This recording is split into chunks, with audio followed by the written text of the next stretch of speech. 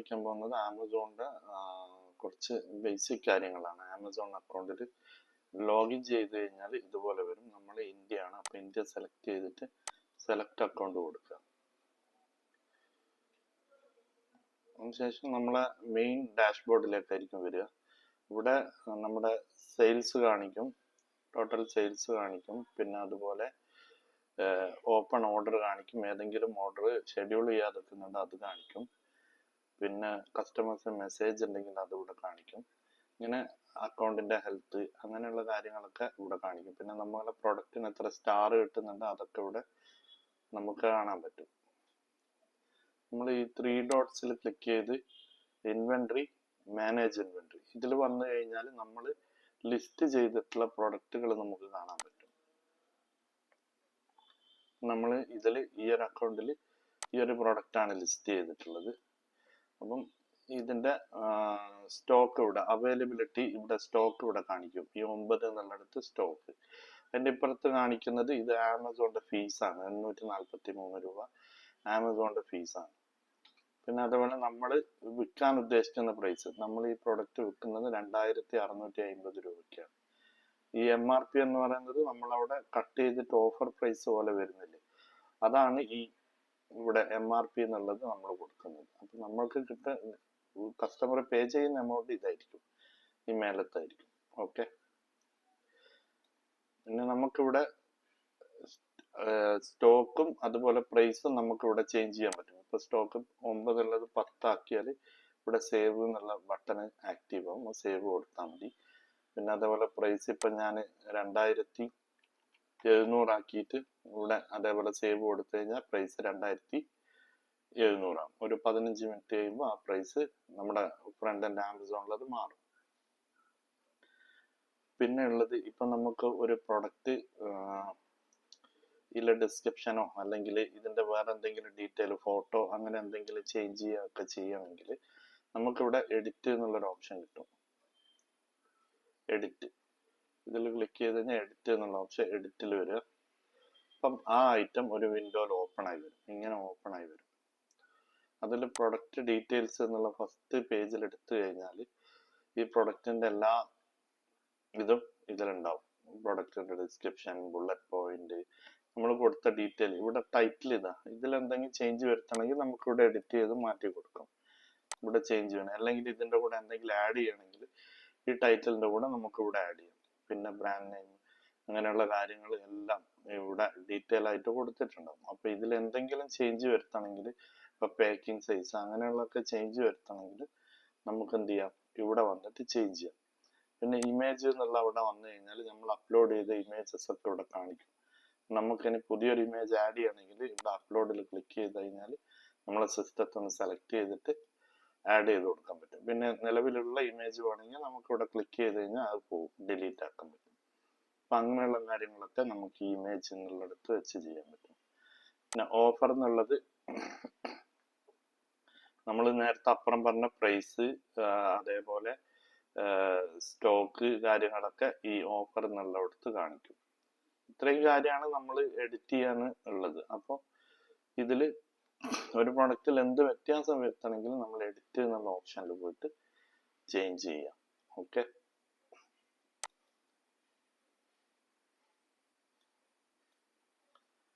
പിന്നെ ഉള്ളത് നമ്മൾ ഈ പ്രോഡക്റ്റ് ഓർഡർ വന്നു കഴിഞ്ഞാൽ എന്ത് ചെയ്യണം എന്നുള്ളതാണ്.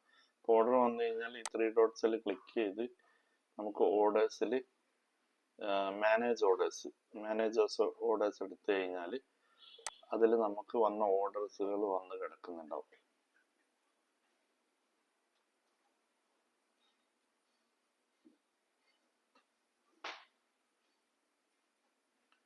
മാനേജേഴ്സ് ഇവിടെ നമ്മളെ ഈസി ഷിപ്പിൻ്റെ അകത്ത് നമ്മൾ ഓർഡേഴ്സ് വന്ന് കിടക്കുന്നുണ്ടാവും. അപ്പോൾ അവിടെ നിന്ന് നമ്മൾ ഷെഡ്യൂൾ ചെയ്യണം. ഈ ഷെഡ്യൂൾ ചെയ്യുന്നത് എങ്ങനെയാണെന്നുള്ളത് നമ്മൾ വേറൊരു വീഡിയോയിൽ പറഞ്ഞിട്ടുണ്ട്, ആ വീഡിയോ അയച്ചു തരാം. പിന്നെ ഉള്ളത് ആഡ് പ്രൊഡക്റ്റ് ആണ്. നമുക്കൊരു പുതിയ പ്രൊഡക്റ്റ് ആഡ് ചെയ്യുന്നുണ്ടെങ്കിൽ ഇങ്ങനെ ചെയ്യാന്നുള്ളതാണ്. നമ്മൾ ഈ 3 ഡോട്ട്സിൽ ക്ലിക്ക് ചെയ്ത് കാറ്റലോഗ് ആഡ് പ്രൊഡക്റ്റ്, ഇങ്ങനെയാണ് ആഡ് പ്രൊഡക്റ്റ് വരിക. അപ്പം നമുക്ക് ഉദാഹരണത്തിന് ആപ്രോൺ നമ്മൾ കൊടുത്തിട്ട് ഒരു ഉദാഹരണമാണ്. അപ്പൊ നമ്മൾ കൊടുത്തു കഴിഞ്ഞാൽ ഇവിടെ ക്രിയേറ്റ് ന്യൂ ലിസ്റ്റിംഗ് വരും. അപ്പൊ നമ്മൾ ക്രിയേറ്റ് ന്യൂ ലിസ്റ്റിംഗ് കൊടുക്കാം. എന്നിട്ട് ഇതിൽ എന്തൊക്കെയാണോ ചോദിക്കുന്നത് അതൊക്കെ നമ്മൾ ആഡ് ചെയ്യാം.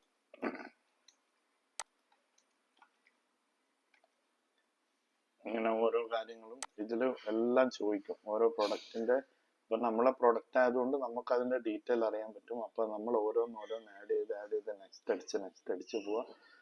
ലാസ്റ്റ് സബ്മിറ്റ് ചെയ്ത് കഴിഞ്ഞാൽ ആഡ് ആവും. അതിൽ ഡിസ്ക്രിപ്ഷൻ കാര്യങ്ങളുണ്ടാവും, പ്രൊഡക്റ്റ് ഡീറ്റെയിൽസ് ഉണ്ടാവും, പ്രൈസ്, സ്റ്റോക്ക് കാര്യങ്ങളുണ്ടാവും, സേഫ്റ്റി കമ്പാരിസൺ ഉണ്ടാവും. ഇങ്ങനെയുള്ള കാര്യങ്ങളൊക്കെ വെച്ചിട്ട് ഫുള്ള് ഫില്ല് ചെയ്ത് കൊടുത്തു കഴിഞ്ഞാൽ നമുക്ക് ഒരു ഡാറ്റ നമുക്ക് എൻട്രി ചെയ്യാം. അതായത് ഒരു പ്രൊഡക്റ്റ് നമുക്ക് ലിസ്റ്റ് ചെയ്യാം. ഇതിൽ പിന്നെ ഇത് ചെയ്യുന്ന സമയത്ത് എന്തെങ്കിലും ഡൗട്ട് ഉണ്ടെങ്കിൽ നമുക്ക് വാട്സപ്പിൽ മെസ്സേജ് അയച്ചു കഴിഞ്ഞാൽ നമ്മളത് ക്ലിയർ ആക്കി തരാം. ഓക്കെ, ഇതൊരു പ്രാവശ്യം ചെയ്തു നോക്കിയാലേ നിങ്ങൾക്കത് മനസ്സിലാവുള്ളൂ. ഓക്കെ,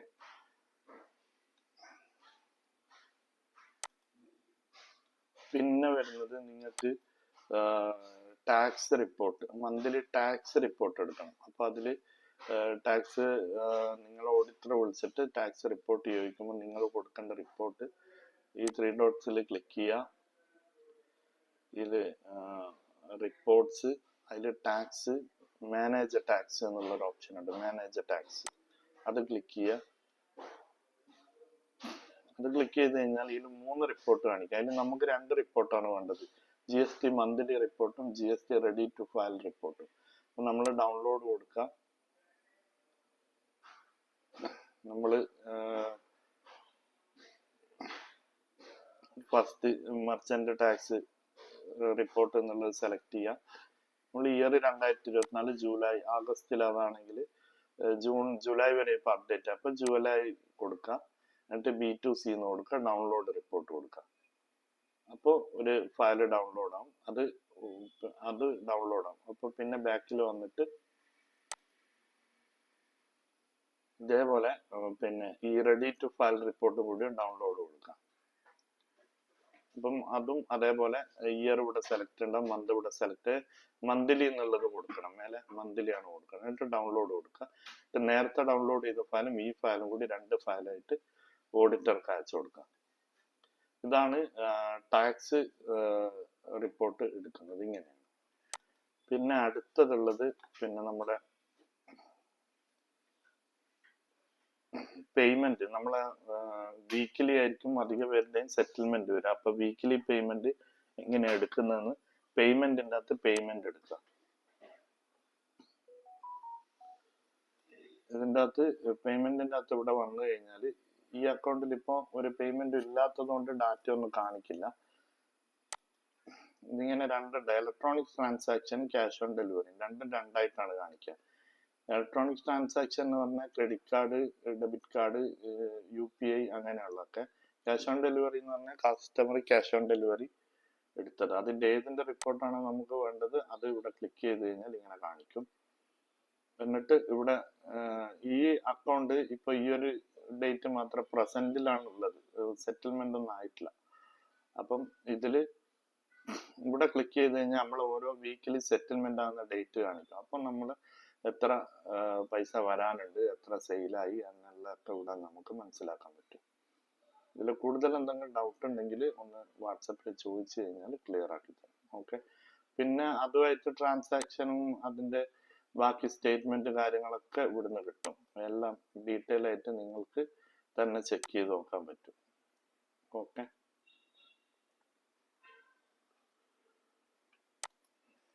ബേസിക് എന്നുള്ള നിലയ്ക്ക് ഇത്രയും കാര്യങ്ങളാണ് ആമസോണിൽ നോക്കാനുള്ളത്. പിന്നെ ആഡ് റൺ ചെയ്യുന്ന കാര്യം കൂടിയുണ്ട്. നമുക്കിപ്പോൾ ഫസ്റ്റ് പുതിയ അക്കൗണ്ട് തുറന്നു കഴിഞ്ഞാൽ പിന്നെ ആമസോൺ 1000 രൂപയോളം എന്ത് തരുന്നുണ്ട്, നമുക്ക് ആഡിന് പിന്നെ തരുന്നുണ്ട്.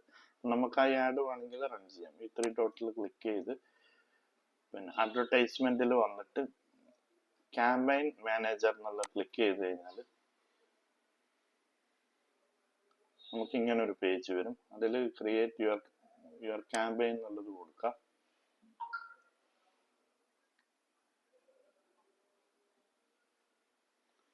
അത് ഫസ്റ്റ് ടൈം എടുക്കുമ്പോൾ ചെറുതായിട്ടൊരു ലോഡിങ് ഉണ്ടാവും, ഒരു 30 സെക്കൻഡ് അങ്ങനെ കുറച്ചൊരു ഡിലേ ഉണ്ടാവും.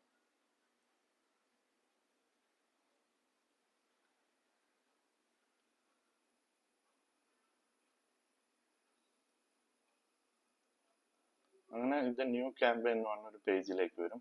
അപ്പം നമുക്ക് ഏത് പ്രൊഡക്റ്റിനാണോ ആഡ് ഇടേണ്ട ആ പ്രൊഡക്റ്റിന് ആഡ് കൊടുക്കാം. എന്നിട്ട് അതിൻ്റെ താഴെ വന്നിട്ട് മാനുവൽ ടാർഗറ്റിംഗ് കൊടുക്കാം. എന്നിട്ട് നമ്മൾ കീവേഡ് ടാർഗറ്റിംഗ് ഓൾറെഡി സെലക്ട് ഉണ്ടാവും. അപ്പോൾ കീവേഡ് ടാർഗറ്റിംഗ്, അപ്പം നമ്മളെ പ്രൊഡക്റ്റുമായിട്ട് ബന്ധപ്പെട്ടിട്ടുള്ള കീവേഡ്സുകൾ ഇവിടെ ഉണ്ടാവും. അപ്പം നമുക്കതിങ്ങനെ ആഡ് കൊടുക്കാം.